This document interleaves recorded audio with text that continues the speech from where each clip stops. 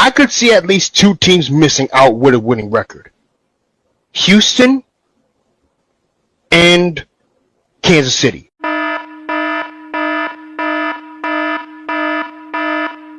Really, it's going to be a battle of the two offenses in this case. So I predict a high-scoring game. This is what they get for firing Brian Flores. You remember that 2021 season when the Dolphins won 7 in a row with Brian Flores just to get booted out of the playoffs and then terminated on Black Monday.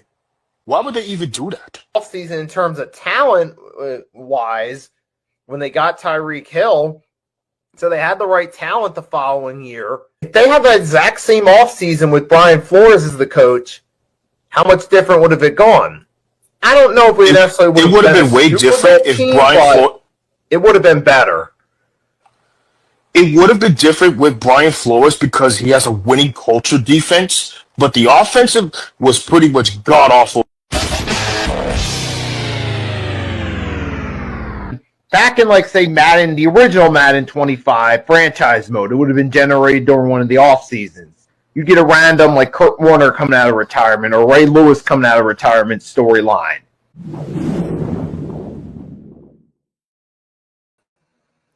Good evening, folks.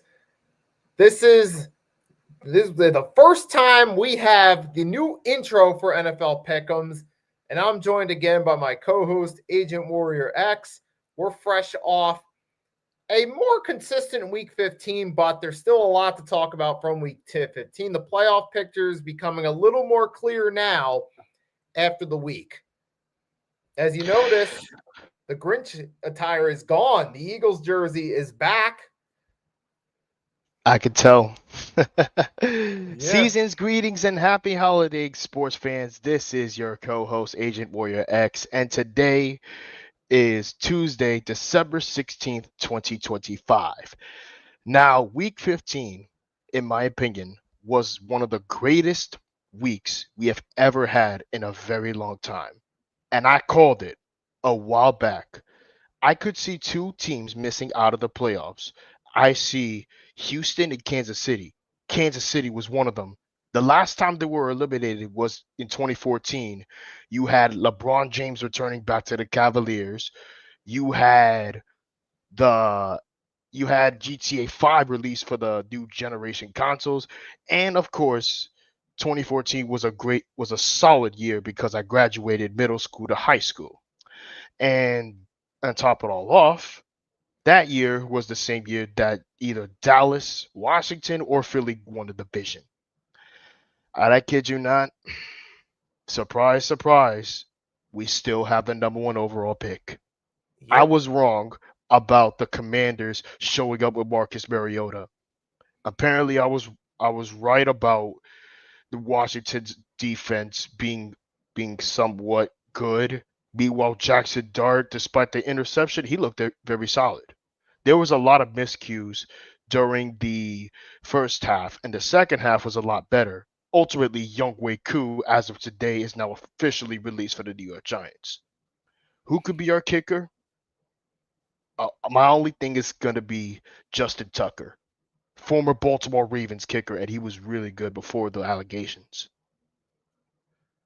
And it's interesting. Well, for the Giants, what you really need is a head coach, really. That's the one thing you're missing. You got to go through the offseason, find a coach, and then start to build from there.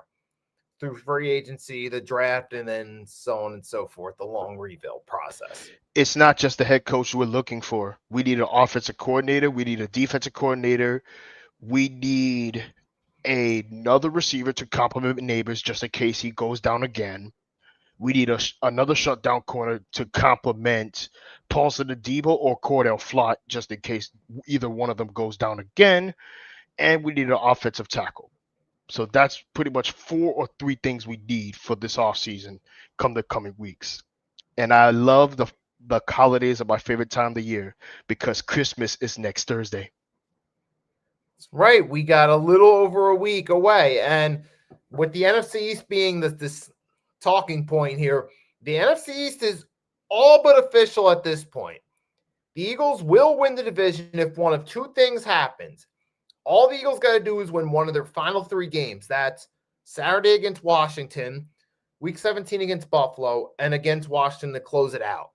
Or the Cowboys got to lose one more game and it's over. Just one of those two things, possibly both happen, and it's over. Eagles win the NFC East. The last time the Eagles repeated was in 2004. And you know what happened that year? The Boston Red Sox came back after the Yankees were up 3-0 in the ALCS. The Detroit Pistons were NBA champs where Big Ben Wallace was on that team against Kobe Bryant and Shaq. And of course, other things happened, including the Patriots winning the Super Bowl. Yep. A lot has changed since then. Now the Eagles are fresh off a Super Bowl win. They're the defending Super Bowl champs. They are looking vulnerable, but despite, looking like they're going to be the first team since then, not just to repeat NFC East champs, because every year since 2005, it's been a different team each year winning the NFC East. And it looks like we're finally going to get some consistency by having the same team win back-to-back years. And speaking of potential consistency, we could see the Houston Texans win the AFC South for the third straight year, or the Jacksonville Jaguars win the division for the first time since 2022. I could see Jacksonville winning it. I could see Jacksonville winning out and clinching the playoffs and potentially the AFC South for the first time in 2 years. First time in 3 years. And this started when the Titans had a late season collapse before everything fell apart. As for the Jaguars, well, let's just say Trevor Lawrence has become a lot better when Brian Thomas Jr. and Travis Hunter, before he got hurt, was actually a lot better. As for the NFC East you mentioned earlier, the last time we won the division 20 years ago, when you guys repeated, was us in 2005. Then in 2006, you guys won the division.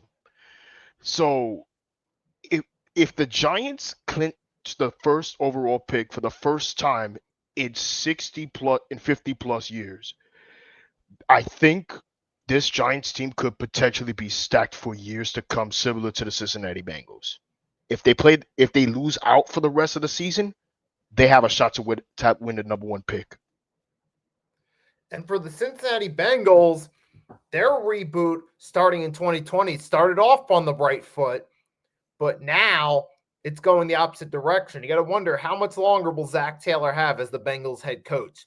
Will Black Monday be the day he's axed? Because the Cincinnati Bengals were one of two teams shut out. Them and the Las Vegas Raiders both got shutouts. We had two shutouts in the 1:00 spot on Sunday. It's been a long time since I remember there being two shutouts the same week. I really don't remember that, but all I know is this.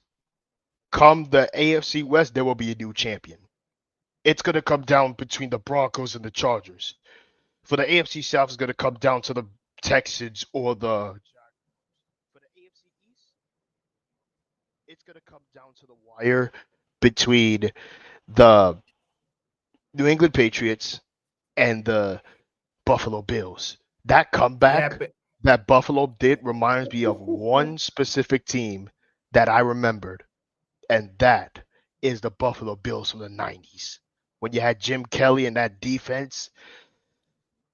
Flipping heck, even one of the Eagles fans had mentioned earlier that defense was actually elite, but ultimately coming up short to nearly all NFC East teams. Now I will say this. After Washington, you're not beating Buffalo. After Washington, you're not beating Buffalo. And it's interesting we talk about that. Those were Buffalo, New England was a memorable game, a great game, and a fun matchup. So that's still on the line. Most likely the Patriots will win out, but we'll have to wait and see. And as far as the AFC West goes, there were two ACL curses involving the AFC West in some way, shape, or form. First, Patrick Mahomes goes down for the season, the final nail in Kansas City's coffin for the season. And then in the Denver Broncos victory over the Green Bay Packers, unfortunately, the Packers suffered a huge blow. the MVP of their defense, Micah Parsons, down with an ACL injury, out for the season and a playoff run as well. I kid you not. I honestly feel bad for the Packers fans because the fact that they traded Micah Parsons to the Cowboys, ultimately for the Cowboys, they finally realized that it wasn't good enough for them to trade their best defender to the team that they never beat. But ultimately, we have a lot of injuries this year. We had Tucker Kraft out for the year. We had Micah Parsons out for the year. Mahomes, one of the few greatest quarterbacks of this current modern era, out for the year. Malik Neighbors, out for the year. Scatterboo, out for the year. And last but not least, the worst of all I can ever think of injuries is Daniel Jones from the Indianapolis Colts. And he magically, in my opinion, he magically did better. Ultimately, he's coming up short, but the wheels came off at the worst time possible. And adding Phillip Rivers wasn't really the best. And I'll tell you why. He's 44 years old. I understand we drafted him, but we traded him for the Chargers. You remember that trade, what we did with the Chargers with Eli Manning? Yep. Back in 2004, and look how that turned out. Phillip Rivers was great. Eli Manning was great, but ultimately he won 2 Super Bowls over Phillip Rivers. But considering how Seattle played out against Indianapolis, makes me think that this, in my opinion, was one of the few good comebacks, but ultimately coming up short to one of the few contenders for the NFC West. Speaking of the West, Thursday night's game is going to determine the division winner. This is going to determine who wins the division, which we'll talk about very soon. And as for the 49ers, no surprise. And speaking of quarterbacks, did you hear about Shedeur Sanders' Pro Bowl selections? Despite the fact that he was playing somehow terrible, a lot of people have been selecting him in Pro Bowl selections. You have other quarterbacks besides him. You have Drake May, Josh Allen, you have Bo Nix, you have Justin Herbert. I would rather take any of them other than Shedeur Sanders. Now, for the Giants quarterback, he's up and coming. He's similar to one player that we know the most, and it's not Mahomes. He's similar to Jalen Hurts. He plays like Jalen Hurts. He's similar to Jalen Hurts, and he makes play established time like Jalen Hurts. I'm trying to register that one. Obviously, this shows that the Pro Bowl to some degree is a popularity contest. And with no disrespect to Shedeur Sanders, but he's still a rookie. And that's an insult to the quarterbacks who've been on the field carrying out their team this season. Now, that doesn't mean Shedeur Sanders can't go on to eventually have a successful career, but this season, it's not happening this season. He's only started a handful of games. If you're going to vote Shedeur to the Pro Bowl, wait till he actually proves something as an NFL quarterback first, which could be a year or two from now. But give these rookies some time for development alongside Jackson Dart, because I have a feeling the 2 best rookies that we could potentially see is Tyler Shugg from the Saints and Jackson Dart. And I'll say this, that Colts-Seahawks matchup, you go from the Indianapolis Colts being one of the great redemption stories to being one of the great tragedy stories, and the Seattle Seahawks in a tight race in the best division in the NFC. And it works out perfectly. Thank you, football gods, for starting off this Week 16 with this Thursday night matchup right here. Seattle Seahawks, Los Angeles Rams rematch. This is going to determine who wins the division. The Los Angeles Rams versus the Seattle Seahawks. The Seahawks were coming off a really good, gritty win against the Indianapolis Colts, spoiling the return of Phillip Rivers. The Rams on Game of the Week against the Lions. That trade for the Lions really helped out the Rams long-term and short-term. Sure, Jared Goff may have got back to the NFC Championship for the first time since 2018, but ultimately it wasn't enough against the Rams offense. And And as for the Seahawks, their defense is also great too. Considering how they have JSN and other players and Sam Donald doing Sam Donald things, but it's not going to be enough. This is the winner of this division, the Los Angeles Rams. Matt Stafford will continue to grind on to win the NFC West and win and secure the NFC West. Man, I mean, this is a really good matchup. You got two really good teams. Seattle Seahawks with an excellent defense, a great mix of veterans and young players. The offense is hit or miss on certain weeks. Some weeks in favorable situations, like against the Titans, they're a hit. But in some situations, like last week against the Colts, even in victory, they weren't that impressive. And the first go around against the Rams, remember, Darnold had, 4 turnovers, I believe. And the Rams, it was 4 turnovers. Yep, and we've seen the Rams just continuing to find ways to look impressive, beating the Detroit Lions in a high-scoring game. Then it's the Lions team fighting for their playoff lives. You had them destroy the Tampa Bay Buccaneers. They've taken out a lot of their teams. They put that first loss to the 49ers behind them, destroyed them in the rematch. Give me the Rams to do something similar against the Seahawks team. With all due respect to the Seahawks, they're a good team. Sam Darnold's been a good comeback story, but I think he's more like a modern Alex Smith, where he overcame looking like a boss to become a respectable quarterback, but was never truly elite. But with that being said, I'll take the Rams to beat the Seahawks in this game and build momentum. That's exactly why Alex Smith got him to a Super Bowl, but it wasn't enough because the Steelers' defense was far elite than that. And then you got Saturday, 5 o'clock. The Washington Commanders host my Philadelphia Eagles. What's on the line? Eagles win, NFC East. I kid you not. This is not going to be ending well for the Commanders. We have the Philadelphia Eagles versus the Washington Commanders, the first Saturday game of the season. The Eagles were coming off a major win against the Raiders. This was no shocker because Pete Carroll has been very, very terrible. And as for the Commanders, well, let's just say the Commanders grinded it out. We've underestimated Marcus Mariota for quite a while now because the fact that he gave the Commanders an almost so close victory against the Denver Broncos on primetime, and on top of all that, they coming off a shutout loss against the Vikings the next week. Ultimately, for them, they bounce back against the Giants, potentially ruining their tank. So if I had to choose one, I'm going to say that Philadelphia will repeat as NFC East champions. Now, in this case, some people compared this Eagles team to the team from 2 years ago. And the one similarity they have is they had a really strong start and they had a bit of a skid later in the season. But here's the biggest difference.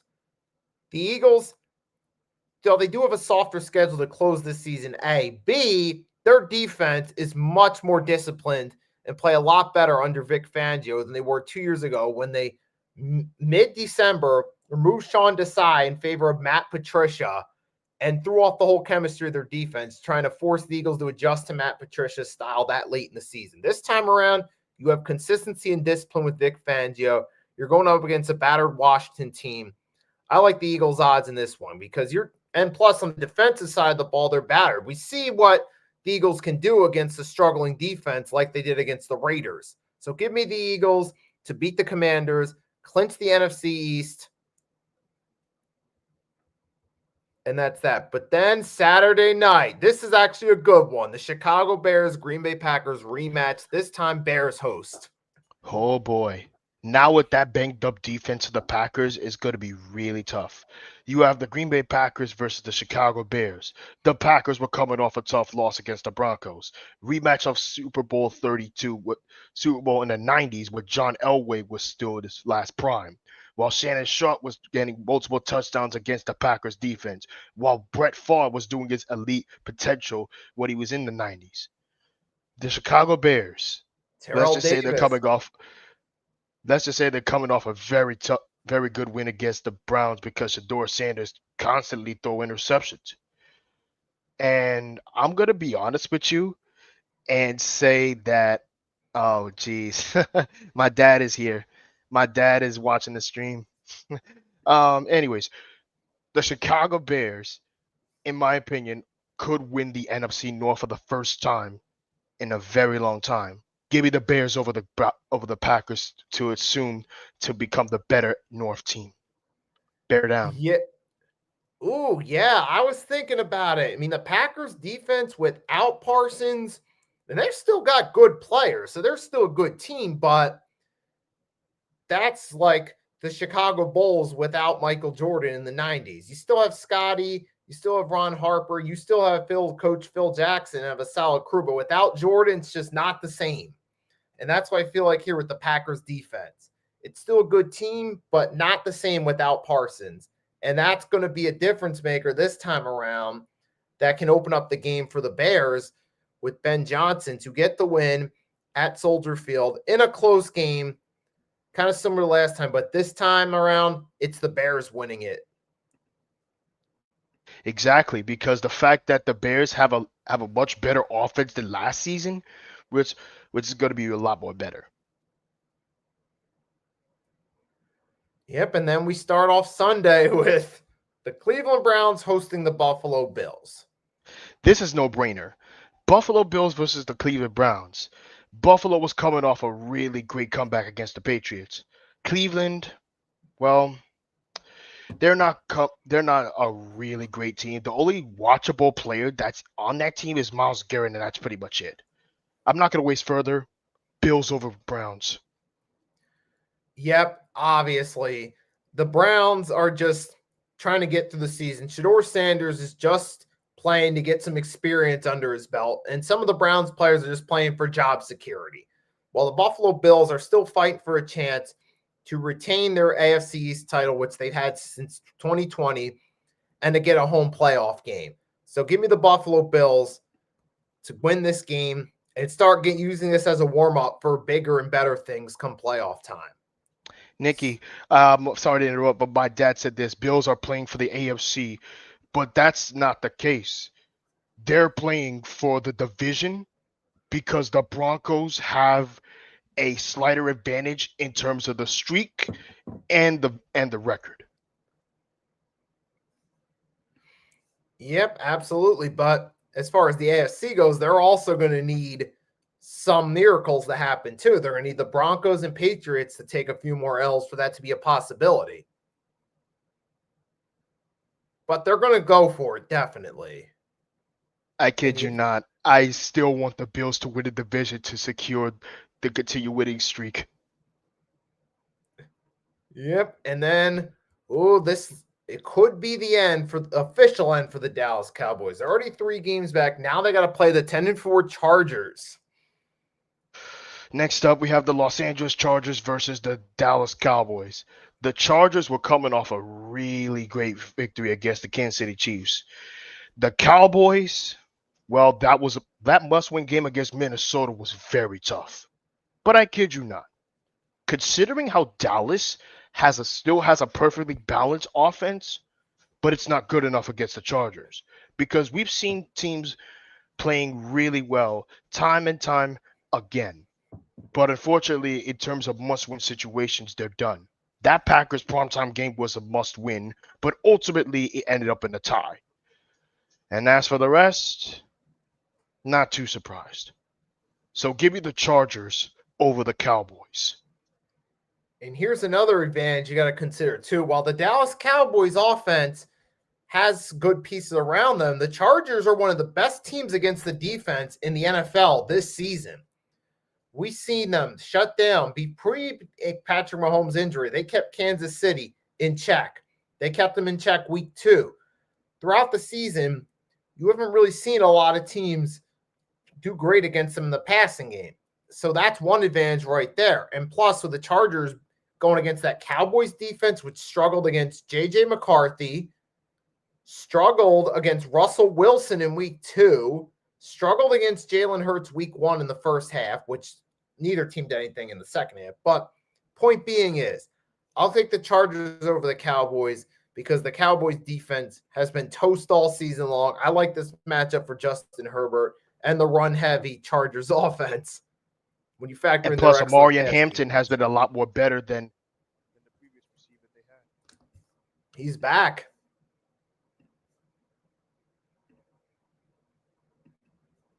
Breaking news, They can't stop a new.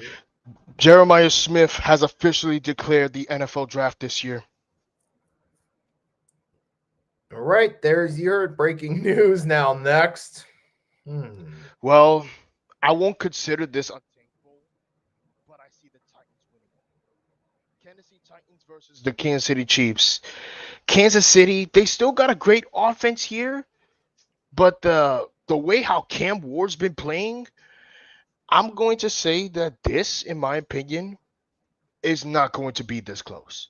Gardner Minshew is a solid backup at best, but sometimes he can't get the job done in crucial situations.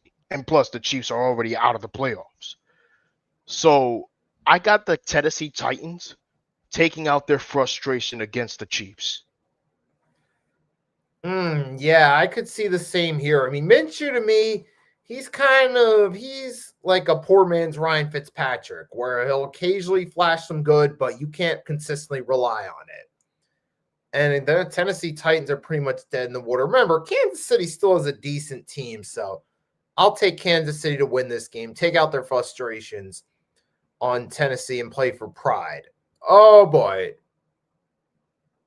Well, go ahead. Christmas is upon us. Next Thursday will be the greatest Christmas ever. Ladies and gentlemen, welcome to the Holiday Tank Bowl. We got the New York Jets versus the New Orleans Saints. The Jets, well, the Jets are coming off a tough loss against Jacksonville because Jacksonville was the better team. Saints, they already blew up their tank. They don't need another quarterback because Tyler Shugg is proving that he could be that guy. But in terms of that, they need a receiver. But I will be honest with you. I got the Saints. Saints winning the Tank Bowl, but ultimately destroying their tank. I'll put it this way. I got the Jets winning the tank. So in other words, I got the Saints winning the game. Because you're starting to see a little bit of a semblance of offense and some potential hope for the future. That remains to be determined. But when you compare them versus the Jets, their offense is at least showing some semblance. And they've got a sweep over the Carolina Panthers, who could be the NFC South champion, depending on how that division plays out. So at least they got something going. Whereas the Jets, they're in a complete free fall. Time to get ready for next year's draft. I kid you not. Considering how the Jets blew up their tank, this was an immediate embarrassment. And exactly, my dad even knows that the Jets need a quarterback, which I agree with, because they need either Fernando Mendoza for Indiana or take Dante Moore from Oregon. Enough said. Next up, we got the New York Giants versus the Minnesota Vikings. The Vikings were coming off a very great win against the Commanders, but ultimately they were mathematically out of the playoffs because Chicago pretty much knocked them out.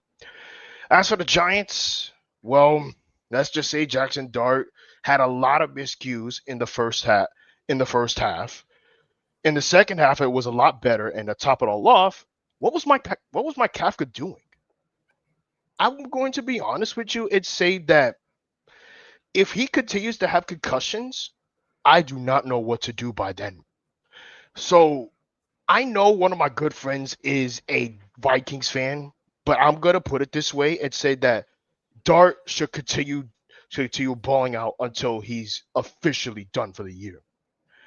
But considering how the Vikings offense played last on Sunday night was amazing. However, considering the Giants could potentially lose out for the rest of the season, next week's game is going to determine who wins the Tank Bowl officially. Give me the Vikings over the Giants. And to your point, you pretty much indicated that Mike Kafka is not the guy going forward when the Giants actually go for a real coach. he should just be thankful he even has that headset to begin with and enjoy it while it lasts, because it's not going to be for a long time, because the Giants are incompetent at this moment. Until they get and my dad said this is be Dart's last game of the season. I highly doubt that, because if he ends up with another injury, I think at this point you should start Jameis Winston. At that point, it's a Jaden Daniels, just shut him down for the season. You got nothing to play for situation. I know this is off subject, but with Jaden Daniels, the biggest difference between him and RG3 was the reason Washington kept starting RG3 is because they were making a push for the playoffs. And whereas with Daniels, they had nothing to play for, so you might as well just sit him. But I got as far back to the game itself. You got the Vikings and Giants. I mean, the Vikings, they are trying to win games. So I feel like you got that versus the Giants team that just has no direction. I think the Vikings, because I noticed now against some of the weaker defenses, J.J. McCarthy actually shows a spark and looks like he could do something. So I'd say against the Giants, it's a perfect opportunity for J.J. to have some shine and get his confidence going. And then we'll just see where he goes from there. And not just that, if he puts himself in harm's way, then that's going to be a really tough situation. And I'm hearing a lot of rumors that the Giants would draft Fernando. I highly doubt that. You already got your guy. You already dressed in the running back situation. You already dressed in a wide receiver position. Now you just need to have Dart some help and protection, and also get potentially Cardell Tate from Ohio State. Oh, and Simon Chan VA, if you're watching this, may the best team win. Go Big Blue.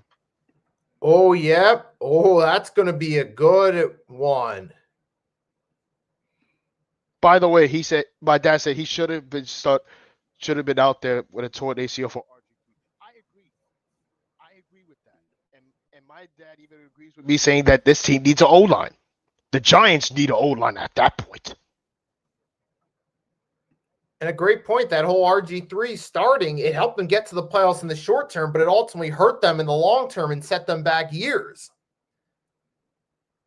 This is literally the same mistake we did with the Commanders when they had RG3 on that team. We extended Daniel Jones, and it hurt us long term. And now moving right along, this is going to determine who wins the division the next couple weeks. We have the Tampa Bay Buccaneers versus the Carolina Panthers.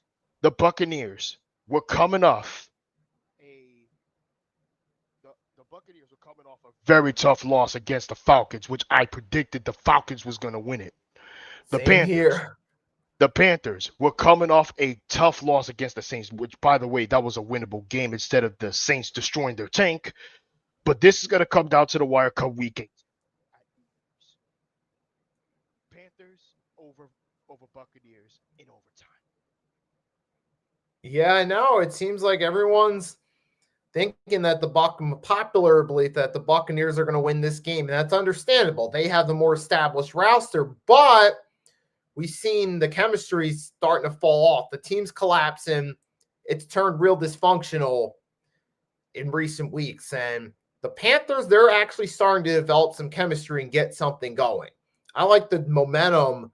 Even with the loss to the Saints, I like the momentum the Panthers have built through the season, the way they're starting to come together as a team. So I'll take the Panthers, the more stable team at the moment, to get the win and ultimately win the NFC South and end the Bucs streak of winning that division. But I kid you not, my dad also said that horrible owner Dan Snyder. Yeah, he was god awful in the late 90s or early 2000s. Awful, absolutely dreadful. And then Panthers have to learn how to win. Exactly, because there's no excuse for Carolina to lose winnable games. The same thing with the Giants did. The multiple opportunities that the Giants had this whole year, we could have been 10-6 this year. The Lions game was winnable. The Saints game was winnable. The Cowboys game was winnable. The Commanders game was winnable.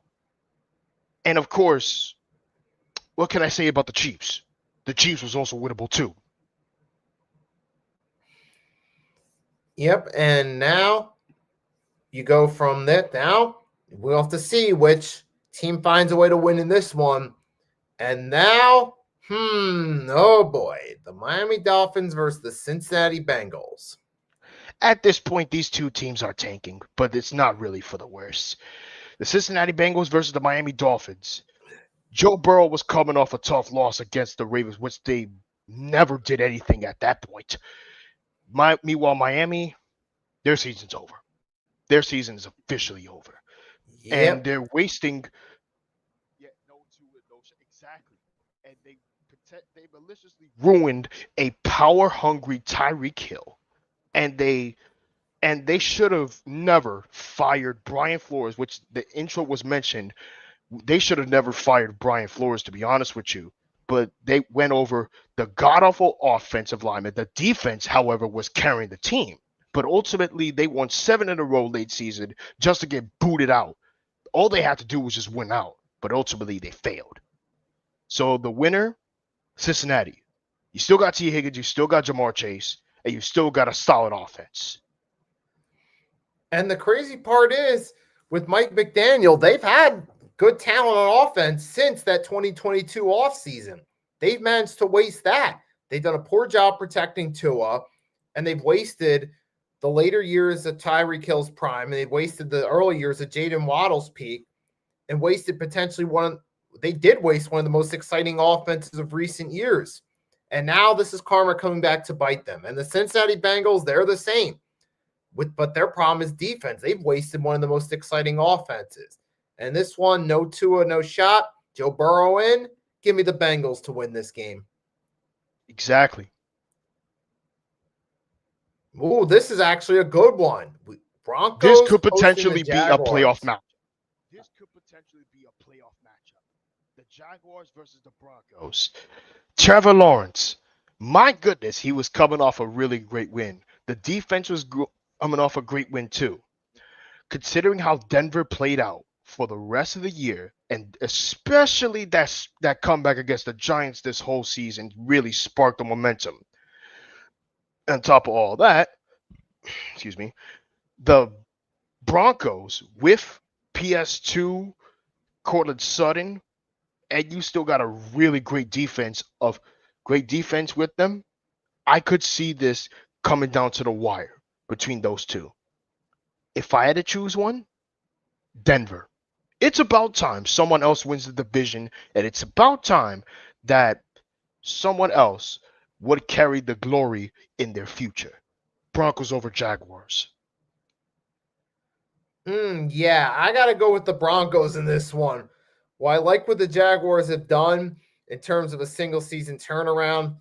I don't think they're not ready for the Denver Broncos yet. The Broncos are the more complete team, and I got them to be able to win this game, extend that to 13-2, and be one step closer to clinching home field advantage in the AFC. Now that I think about the Broncos, the last time I remember the Broncos had a first round bye was it the 90s? Because I remember the fact that the Broncos was this good that the Broncos was this good in the 90s because they potentially won the division over the Raiders while they had John Elway and Shannon Sharp, and of course Terrell Davis. So I'm gonna put it this way and say that Broncos team is similar to what we saw in 96 or 98. And remember, the Jaguars, for a team that just started off, they were really prominent in the late 90s with Tom Coughlin as the coach, Mark Brunell, Fred Taylor. You had Jimmy Smith, Keaton McCardell. That was a fun team. It was, to be honest with you. And they upset the Broncos in the 96 season in the divisional round before the Broncos won back-to-back Super Bowls. And I'm glad John Elway retired as a champion. So does Peyton Manning and Shannon Sharp. And now we get to move along. We got Cardinals versus the Falcons. This is a tank bowl at this point. Cardinals versus Falcons. They already blew up their tank. Kirk Cousins. They were coming off a gritty win against the Buccaneers, which I'm pretty much surprised about. But it's really not enough because, again, why would you even extend Kirk Cousins if you already drafted Penix? And as for the Cardinals,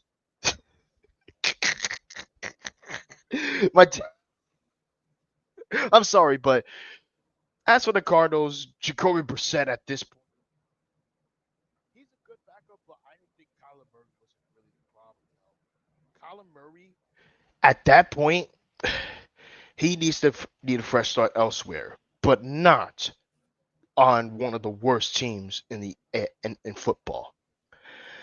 Give me it's going to be close between those two in terms of low scoring game, but give me the Falcons over the Cardinals to win the Bird Bowl. Yes, I gotta agree with you. I think now you realize that Kyler Murray wasn't the biggest problem here. Maybe it has more to do with the organization.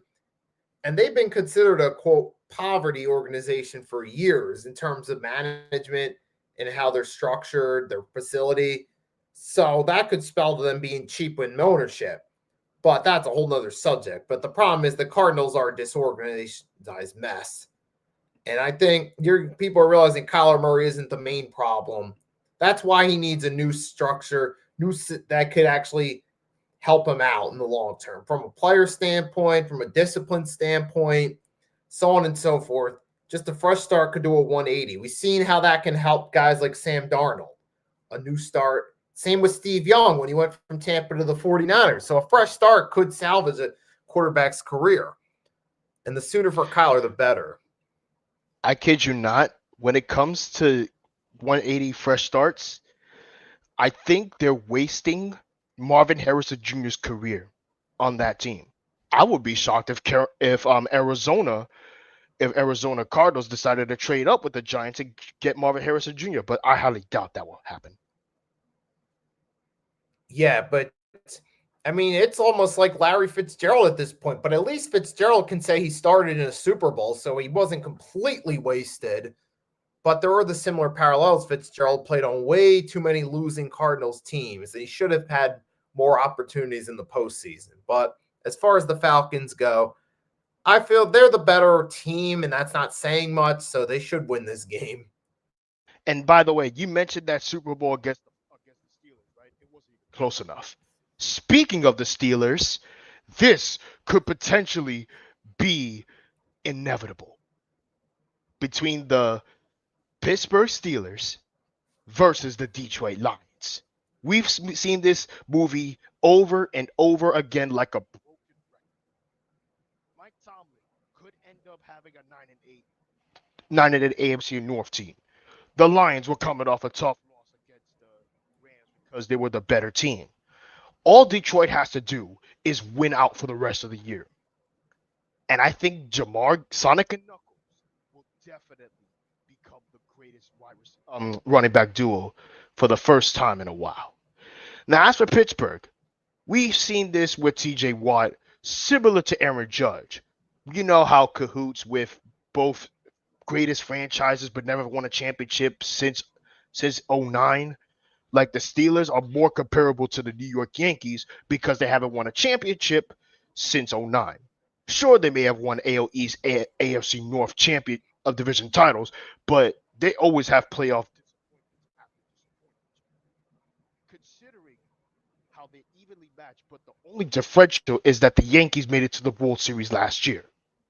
The Steelers hasn't made it to the AFC Championship since 2017. In fact, both teams, it's a match made in heaven. In 2017, they made it to the ALCS since then. And since then, they haven't won one championship since then. But considering how Pittsburgh's defense is consistent, is bad on the defensive end in terms of the running game, but ultimately the Lions will come out victorious.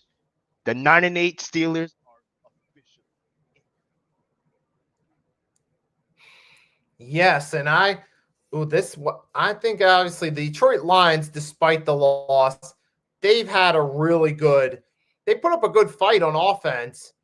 And even in some of the Lions' losses we've seen against the Packers and the Rams, they put up a valiant fight but just fell short. And with the Steelers' run defense being atrocious and the Lions having the best running back duo in the NFL, give me them to have a field day against them. And not to mention, if you wear out the run game, you wear out their pass game too. So I feel like the Lions will run up the score against the Steelers and ultimately beat them. And the Steelers, they got to wait just at least another week or two before they get that 9th win. So give me the Lions to come out, play like their season's on the line. And that's exactly why the winner of the AFC North is going to come down between the Ravens and the Steelers in the next couple weeks. This is no-brainer. Texans versus Raiders. Technically, Kenny Pickett was awful. I forgot to tell you that. Remember how I said Max Brosmer was terrible? Kenny Pickett was awful. The way how they played against y'all when he got y'all Super Bowl, when he returned, yikes. He didn't even bother scoring a single point. They didn't even have a field goal and a touchdown. And to top it all off, I honestly feel bad for Genty at that point.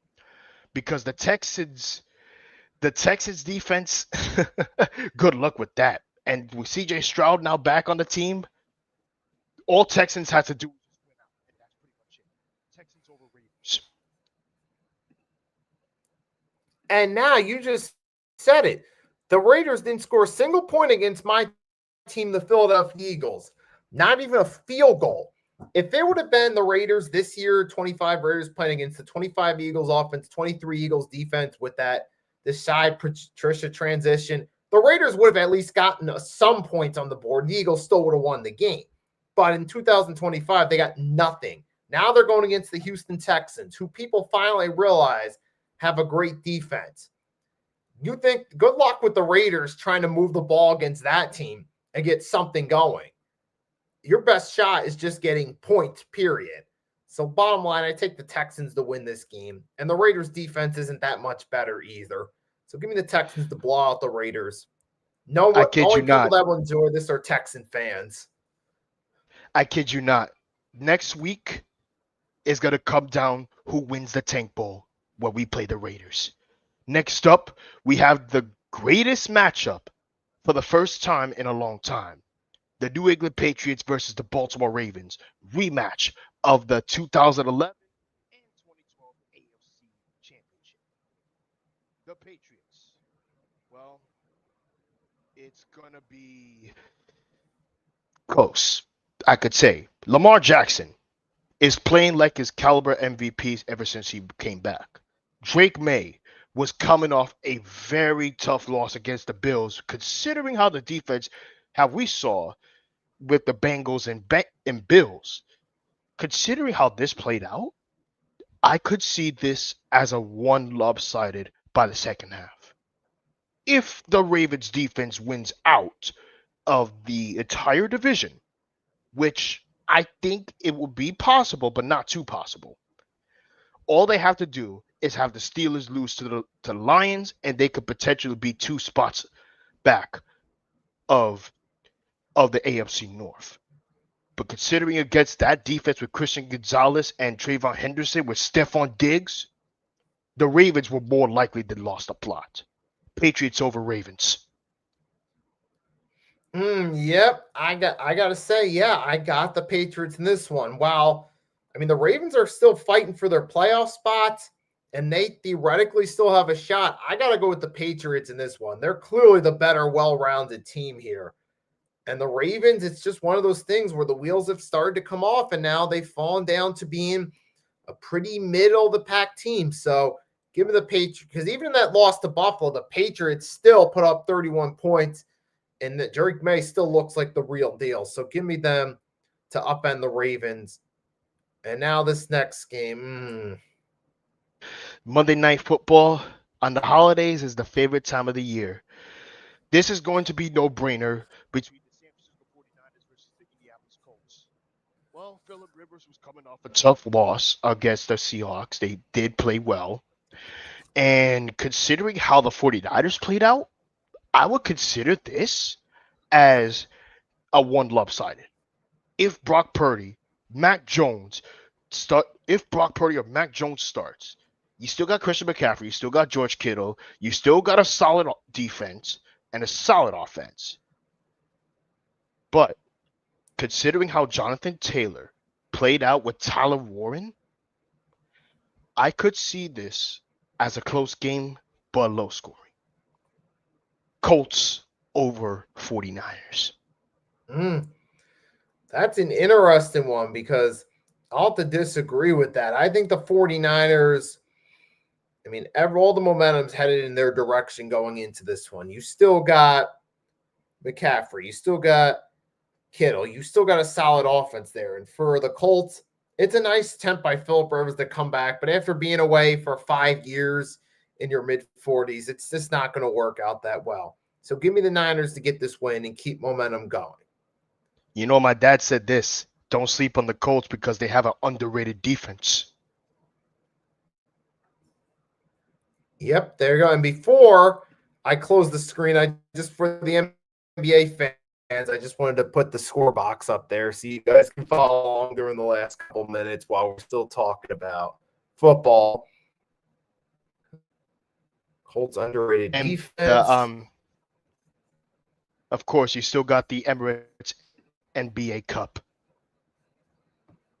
Is the cup cup finals for the Knicks and the Spurs. The rematch of the 1999 NBA Finals. If I remember correctly, that NBA Finals was the greatest NBA Finals for Tim Duncan's career. He said that was Detroit basketball. The first.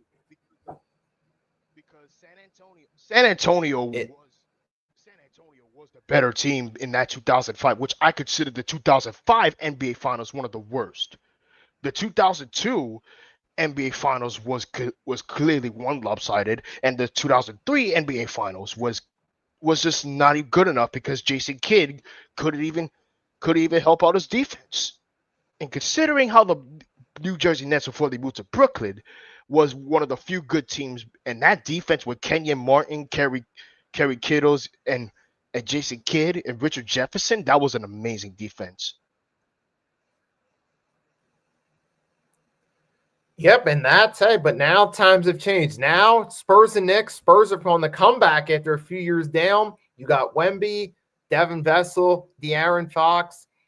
You got Dylan Harper, still a rookie, but you got Julian Champagne. You got a variety of options on that team.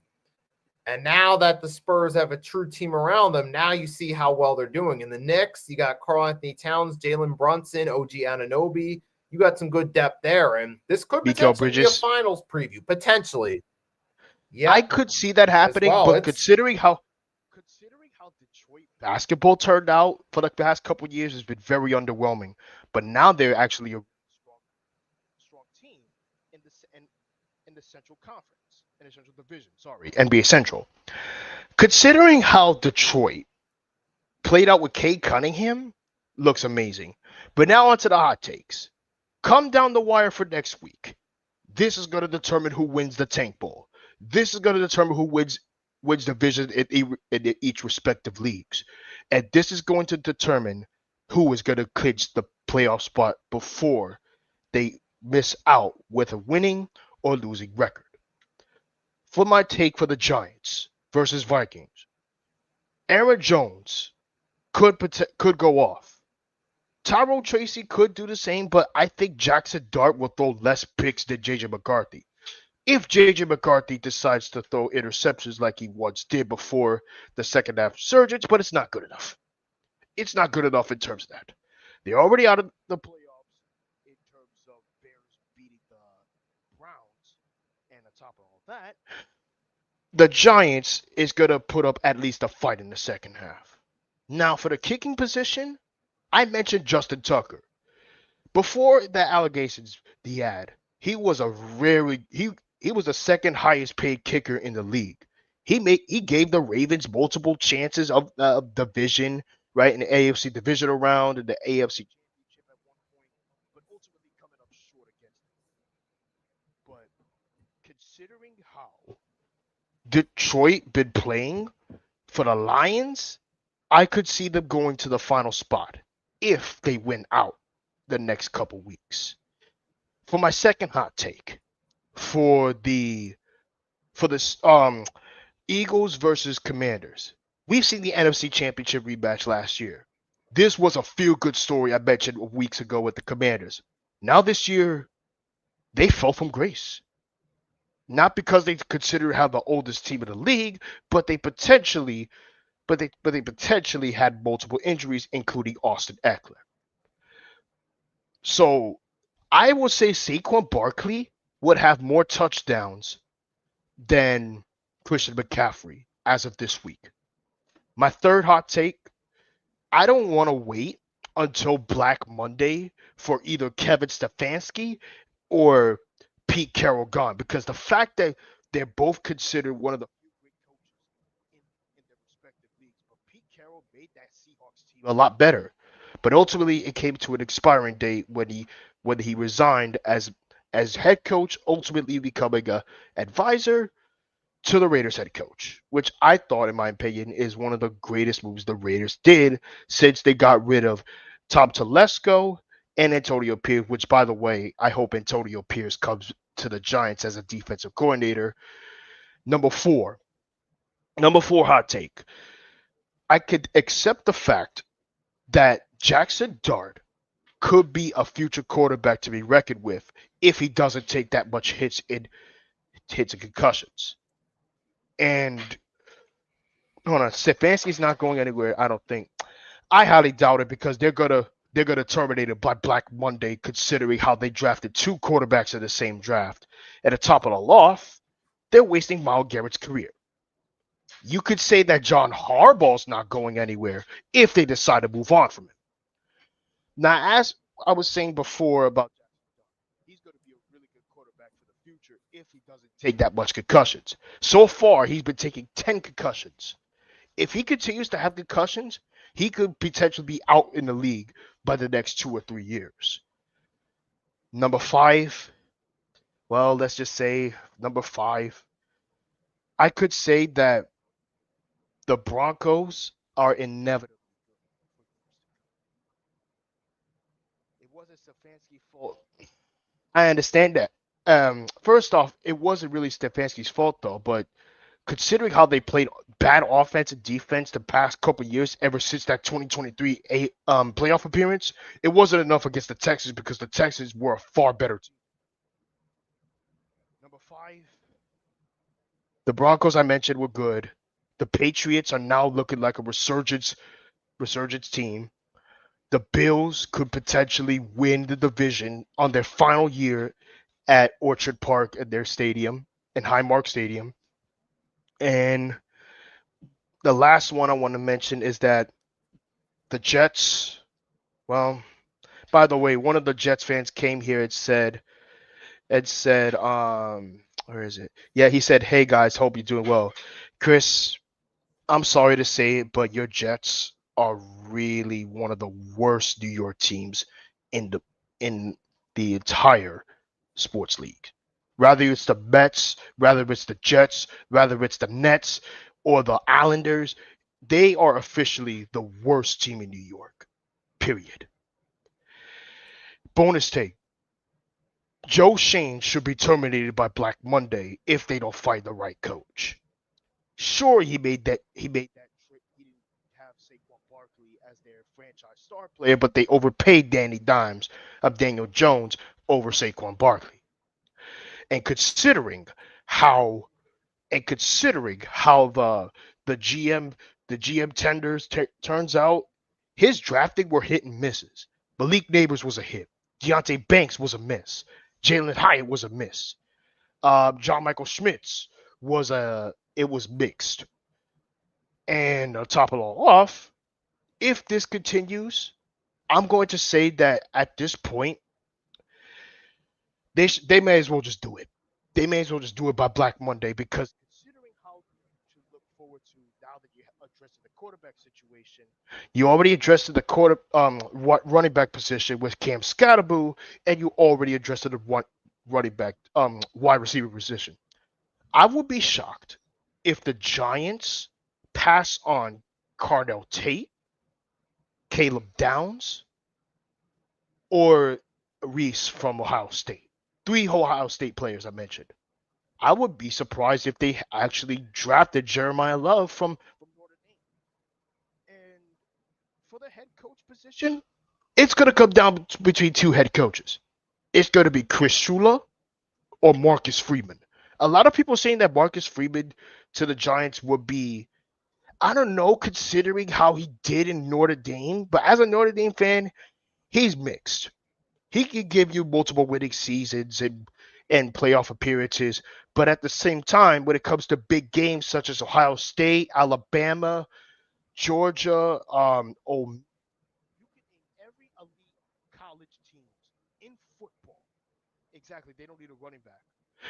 You can name every elite college football teams like Miami, like Penn State, like Georgia, like you can name every elite college football teams on that same league in same country, and they still come up short. They haven't won a national championship since '88, and since then, Notre Dame has been up and down. So considering how Marcus Freeman will turn out to be the Giants, I think this is one familiar coach we're familiar with, and that's Cliff Kingsbury. Remember how Cliff Kingsbury came from Texas Tech when he coached Patrick Mahomes? He coached Patrick Mahomes, and he failed in college and got fired for it, would ultimately get terminated on Black Monday and would be fired for it. So everyone knew that Cliff Kingsbury was a hack except for Arizona. If Marcus Freeman does the same thing with the Giants in terms of wasting Jackson Dart's career, I highly doubt it. But I would say for the final one, for after this offseason, when the offseason hits and Black Monday happens, give me Marcus Freeman. Because I could think he could take accountability, and he could coach, he could have the motive, he could motivate the team, he could help the Giants reach back to the playoffs. And on top of all that, the defense could potentially be elite if they hire the right pieces. So they're a head coach, a receiver, an offensive coordinator, a defensive coordinator, and a GM away for becoming the next NFC East contender online behind the Philadelphia Eagles. All right. So for me, I'm going to start this off. First hot take. The Mike McDaniel experiment is over for the Miami Dolphins. You had your chance. First off season, it looked like it was going to work out. You got Tyreek Hill, Jalen Waddle. You had an exciting offense. But flash forward a few years later, 2025, what's happening? The Dolphins are out of the playoffs, not even making it for the second straight season. And not to mention, Tua, basically on his last legs as a player. They failed to protect Tua through the Mike McDaniel era, and they couldn't capitalize on their potential. So to me, it's over. You got to start fresh, go back to the drawing board, get a new coach, and you got to, with all due respect to Tua, start looking for a long-term answer that you feel is more durable at quarterback, because how much longer do you really got with Tua? Even this season when he did play, you saw signs that his accuracy was falling off and that he got his bell rung one too many times. Number two hot take, going to a Florida team. The Tampa Bay Buccaneers are closer to a rebuild than they are getting back into contention. They've become complacent since that Super Bowl win. From that 2022 season on now, they've been winning the division as a relatively mediocre team in an overall bad NFC South. Usually that results in them getting bounced in the opening round, minus them beating the collapsing 2023 Eagles. It happened Tom Brady's final year against the Cowboys. They had that 1 year they beat the collapsing Eagles, but then turned around and lost to the Lions. Baker had a poor performance. And last year against the Commanders, they fell short. Now this year, it could come down to either them or the Panthers, but even if they do end up winning the division again, what's going to happen most likely? One and done against the number 5 seed, whomever that may be. So that's the second hot take. Third hot take. J.J. McCarthy, with more time to develop, could become a solid starter. That still remains to be determined. But I do think some people overreacted to a few of his poor performances early, and I think there's still a chance. We'll just have to wait and see how that goes out. So that's another one right there. Pause on that. Considering how people glazing on J.J. McCarthy becoming the best quarterback was never the best idea. And by the way, my dad said Tua is not going anywhere. They owe him $100 million for the next 2 years. Exactly. Do you remember that extension that the Dolphins made? Yep, they're in a tough spot right now in terms of what they are going to have to do. So that's right there. My next hot take is that the Pittsburgh Steelers have ran their course. They're stuck in the same spot. I used to think years ago that the calls for Mike Tomlin to be fired were a bit silly, but even with them winning 9 games, you can't just keep being the same team every single season. Eventually, you're going to have to do something different. And don't get me wrong, there have been teams that have let go of coaches despite being a winning team, and are actually better off in the long term. Tampa Bay Buccaneers with Tony Dungy. Actually, both sides, Dungy and Tampa, were better off in the long term. Tampa won that Super Bowl favorable situation against the Raiders, and Dungy got to go to Indianapolis with one of the greatest quarterbacks of all time in Peyton Manning and win a Super Bowl there. So that ends up being a win-win for the departed coach and the organization. Look at the Broncos. And not just that, but John Gruden was part of that team. John Gruden was part of that team before he got departed to the Raiders. Right. And not to mention, yep, that was where it played out perfectly. And then they also see the Broncos. They got rid of John Fox after a loss to the Colts in the 2014 divisional round, hired Gary Kubiak, and they ended up winning the Super Bowl the next season. So sometimes a winning team parting ways with coaches can work out for the better in the long term. I think the Steelers, in fact, it worked out for the Commanders. Speaking of hot, here's a 6th hot take I want to mention. We mentioned Washington had a really great season last year with Jaden Daniels becoming Offensive Rookie of the Year. We mentioned Dan Quinn becoming the best coach. But sometimes when it comes to defensive teams like these with Washington having a great season for one and they falling from grace from another, sometimes projects don't work. The moral is sometimes that projects don't work because this is lit. I'm starting to think that if the Commanders does fall off another year with this oldest team, my advice, I said earlier, was that draft younger players for development purposes.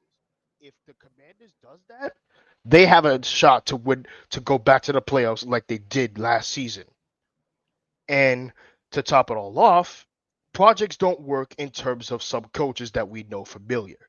Dan Quinn with Kyle Shanahan from the Falcons. That was a project that Ryan had before he went to the Colts and retired.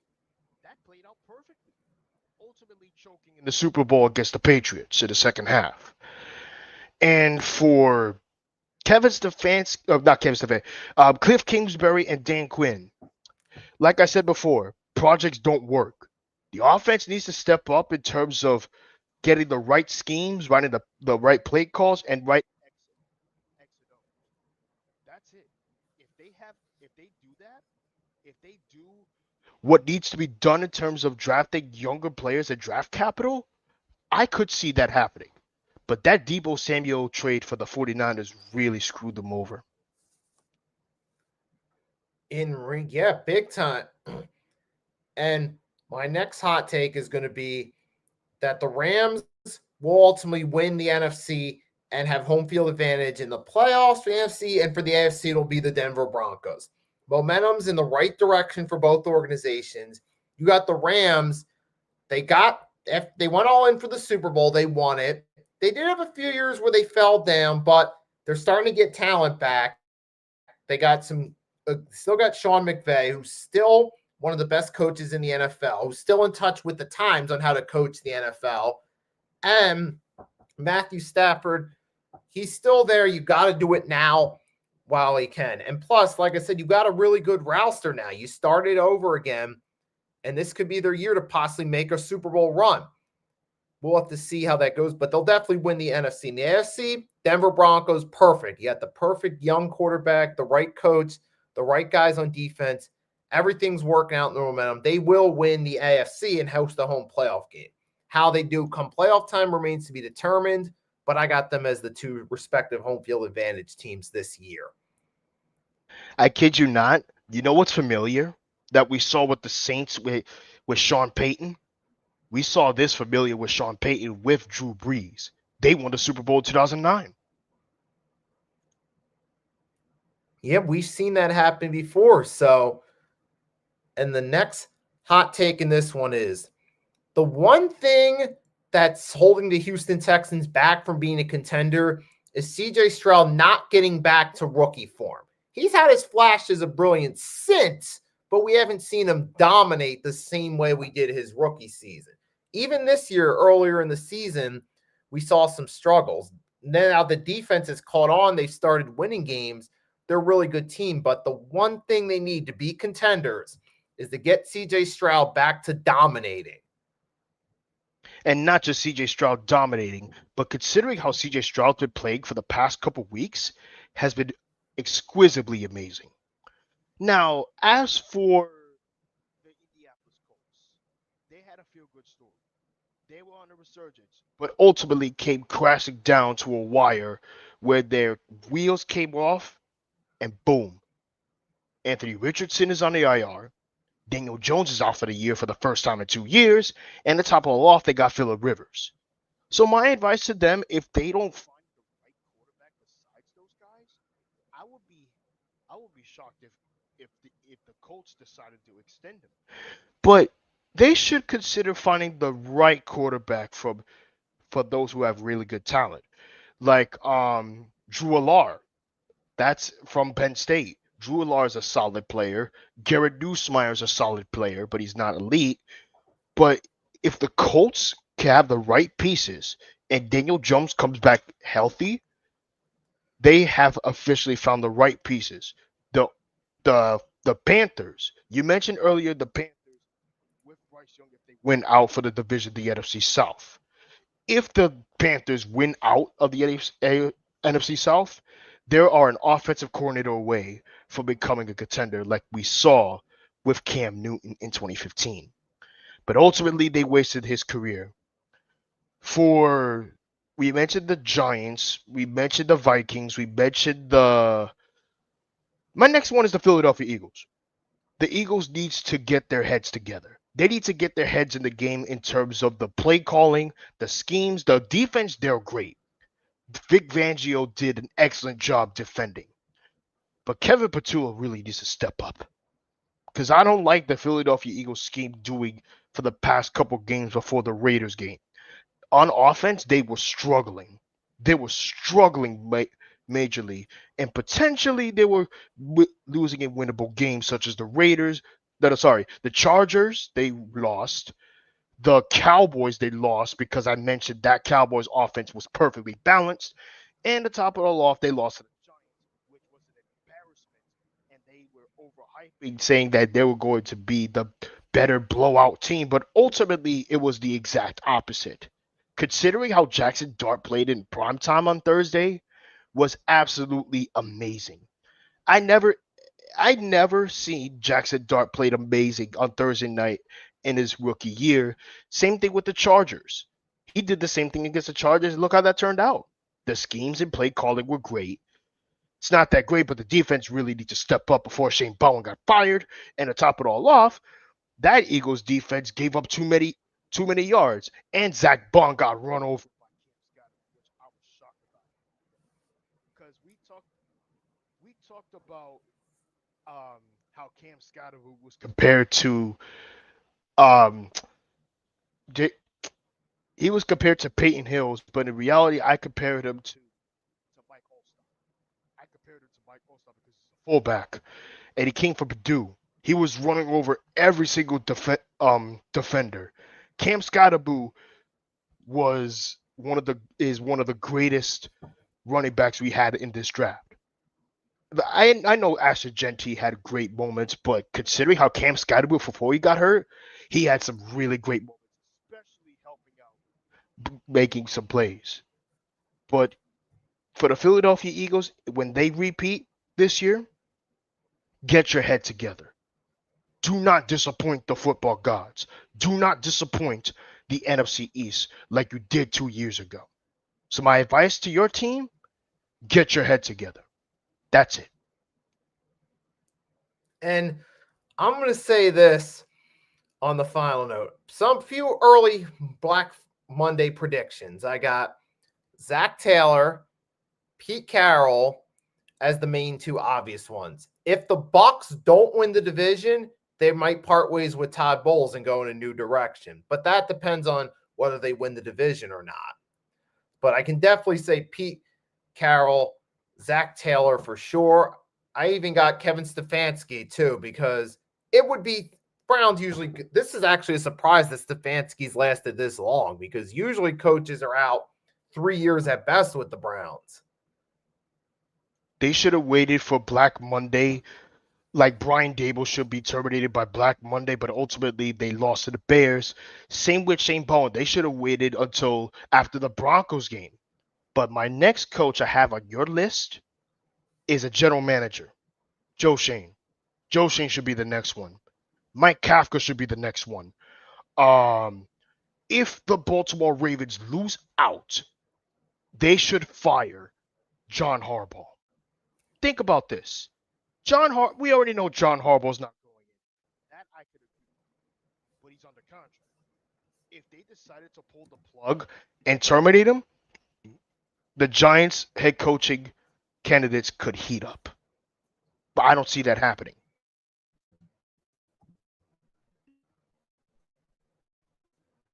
At this point, it just needs to be what we're going to do next. And so, hey, we still got a ways to go. We got to get through week 16, see who actually does win or lose. We gave our predictions, but we got to see the games played, and we'll see how this affects the playoff standings going forward.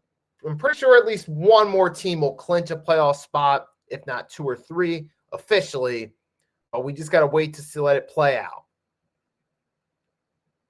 And considering how I mentioned the Tank Bowl, it's going to come down to week 17 by the Raiders, Giants, Tennessee, and Saints, and a few other teams that could potentially win out.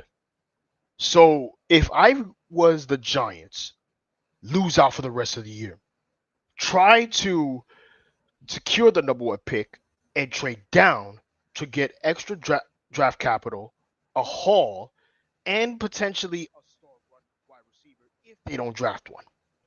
If they do, go to at least 1 or 2 teams. I would say either the Raiders or the Jets. The Jets will be a good candidate. If I had to choose the Jets, this is my trade proposal.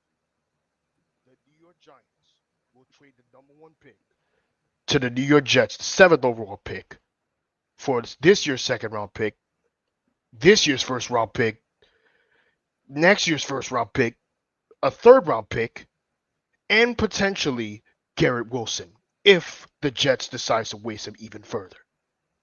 And for the Giants, I'm going to send at least 1 or 2 players to them.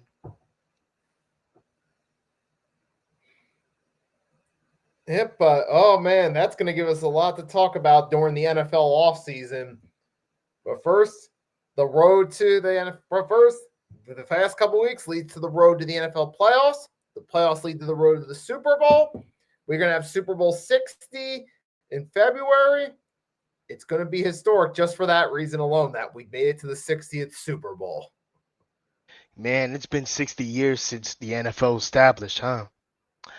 And to be honest with you, I'm going to say one final thing before we wrap this up.